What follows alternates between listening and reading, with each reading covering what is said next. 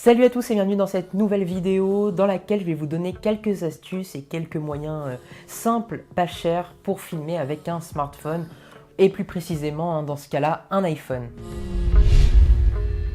Pour commencer, pour filmer avec un iPhone comme celui-ci, il sera vraiment essentiel d'avoir beaucoup de luminosité dans votre pièce. Si vous filmez en extérieur, normalement il ne devrait pas y avoir de problème puisque en extérieur, la luminosité doit être suffisante. Bien sûr, si vous filmez la nuit, là ça ne sera pas du tout suffisant et vous aurez une luminosité qui ne conviendra pas pour filmer avec un iPhone. Et du coup, vous aurez du grain partout dans votre vidéo, ce sera vraiment dégueulasse. Du coup, si vous filmez en intérieur, là, il faudra un éclairage assez puissant pour supprimer tout le grain, que votre peau ou les endroits, les choses que vous voulez filmer soient vraiment parfaitement éclairés, sinon ça fera vraiment n'importe quoi et ça fera du grain, du bruit partout. Puisque le capteur d'un iPhone, le capteur photo d'un iPhone, il est vraiment plus petit que celui d'un appareil photo ou d'une caméra professionnelle. Néanmoins, c'est un peu le but de cette vidéo de vous dire qu'il est vraiment possible de faire des vidéos correctes avec un iPhone et du coup sans grand moyen, puisque un iPhone ou même un téléphone Android, vous pouvez en avoir aux alentours de 100-150 euros qui commencent à avoir des caractéristiques correctes, même si évidemment les téléphones plus chers auront des capacités photo, vidéo bien plus élevées qu'un téléphone pas cher, mais vous pourrez quand même débuter dans quelque chose et je vous rappelle que le principal dans la vidéo, c'est pas forcément la qualité de l'image de l'appareil qui filme, mais c'est surtout la lumière, comme je vous l'ai dit, le micro, parce que ouais, le son, c'est vraiment important dans une vidéo, c'est même, je trouve, plus important qu'une image. Regardez, admettons avec un son vraiment dégueulasse et une image très propre. Regardez comment c'est très difficile de regarder aisément une vidéo. A l'inverse, avec une image vraiment dégueu et un son très propre, c'est vraiment plus facile de regarder une vidéo. Du coup, quand vous filmez avec un iPhone, je pense que je ne vais pas vous apprendre grand-chose. Vous avez l'application directement fournie avec le téléphone, l'application vidéo. Donc là, vous ne pourrez pas faire grand-chose pour l'instant. Je sais qu'il va y avoir des mises à jour où vous pourrez faire pas mal de choses en post-production. Pour l'instant, vous pouvez simplement régler la luminosité de l'image en déplaçant simplement le curseur comme ça sur l'image. Vous pouvez diminuer ou augmenter la luminosité sur l'image et bloquer votre mise au point pour que ça ne fasse pas un effet de pompage tout le temps sur la vidéo. Mais même là, même dans cette configuration-là, sans grand réglage, si vous avez des conditions de lumière suffisantes et si vous avez une stabilisation propre, vous aurez quand même une image très propre et très exploitable si vous voulez faire un petit court-métrage ou des vidéos YouTube. Je rappelle que j'ai commencé mes vidéos YouTube en filmant avec mon iPhone. Du coup, la stabilisation, c'est super important aussi en vidéo, parce que si vous avez une image qui tremble tout le temps, ce sera vraiment pas agréable à regarder.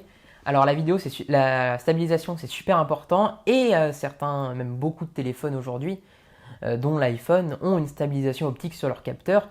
Et là, même si vous courez, vous aurez quand même une image assez fluide et ça sera acceptable. Sinon, vous pouvez trouver des petits stabilisateurs mécaniques pas très chers sur Amazon qui pourront vraiment améliorer la stabilisation de l'image. Et des gimbals comme par exemple le DJI Osmo Mobile 3 qui vient de sortir et qui est disponible autour de 100 euros. Ou même celui que je vous avais présenté déjà sur la chaîne qui font vraiment un travail super en termes de stabilisation. Sinon, pour créer plusieurs mouvements de caméra, vous pouvez avoir des dolly, des petits appareils qui vont faire des panoramiques. Vous pouvez aussi jouer avec les ralentis, les accélérer pour faire plusieurs plans différents dans vos vidéos et faire quelque chose, un global un peu plus intéressant. Sinon, je vais vous en mettre en description. Il y a une multitude d'applications pour vous aider à créer vos vidéos, vos courts-métrages.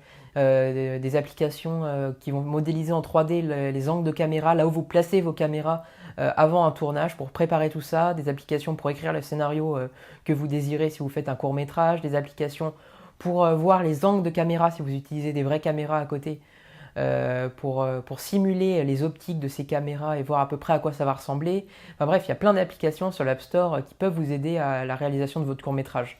Ensuite, si vous désirez pousser un peu plus, là, il y a plusieurs applications qui existent. Moi, j'ai Filmic Pro. Filmic Pro, c'est vraiment l'application la plus connue pour tout ce qui est vidéo. C'est une application d'iPhone qui est payante, bien sûr. Elle est un petit peu chère, elle coûte dans les 20 euros, je crois.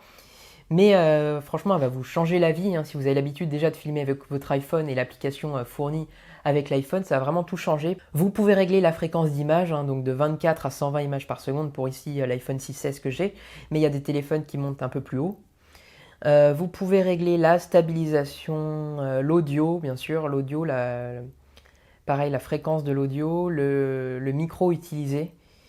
Vous pouvez régler aussi, vous pouvez allumer la torche. Bon, ça, je vous conseille pas vraiment de l'utiliser parce que c'est pas fait pour et vous n'aurez pas un résultat de dingue. Vous pouvez afficher une grille à l'écran pour savoir un peu plus où vous cadrez. Sinon, vous avez des réglages colorimétriques. On peut changer la colorimétrie de la vidéo directement avant d'enregistrer. Il y a des pré-réglages. Ensuite, il y a une version un peu plus chère où vous aurez plusieurs modes, dont un mode log et un mode flat.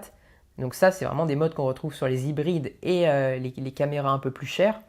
Donc certes, il sera un peu plus payant que l'application, mais vous aurez quand même pas mal plus de modes et plus de choix. Et pareil pour régler les courbes de saturation, de vibration, enfin il y a vraiment plusieurs choses. Et avec ça, vous avez quasiment tous les réglages que possède une caméra cinéma. Et la petite surprise, c'est que même le montage, vous pouvez le faire directement sur votre iPhone. Vous n'êtes pas obligé d'avoir un ordinateur super cher pour faire du montage. Et l'iPhone sera vraiment capable de faire un montage correct. Et il y a une application que je veux vous présenter aussi, elle s'appelle LumaFusion. On en entend pas mal parler en ce moment parce qu'il y a pas mal de personnes qui font du montage sur l'iPad Pro de l'année dernière. Et parce que je rappelle qu'il n'y a pas de logiciel, de vrai logiciel de montage comme Final Cut ou Adobe Premiere sur l'iPad. Et LumaFusion est une application de montage semi-professionnelle avec plein de réglages dessus. On retrouve pratiquement les mêmes réglages que les logiciels super connus qu'on trouve sur PC et sur Mac. Et elle vous permettra de faire pas mal de choses. Pareil, c'est une application payante, mais qui vaut vraiment le coup si vous voulez tout faire sur iPhone. Et je répète, vous pouvez vraiment tout faire sur iPhone. Vous n'aurez pas une qualité d'image de malade, mais vous pourrez vraiment faire des choses correctes. Et il n'y a pas besoin de dire faut une caméra chère, faut un hybride à 1000 € pour faire des vidéos sur YouTube ou des courts-métrages. Votre téléphone suffit. Voilà, cette vidéo est maintenant terminée. Merci à tous de l'avoir suivi. J'étais ravi de la tourner. N'hésitez pas à vous abonner à ma chaîne, à mettre un like, à mettre des commentaires, à faire tout ce que vous voulez. Et nous, on se dit à très vite pour une prochaine vidéo.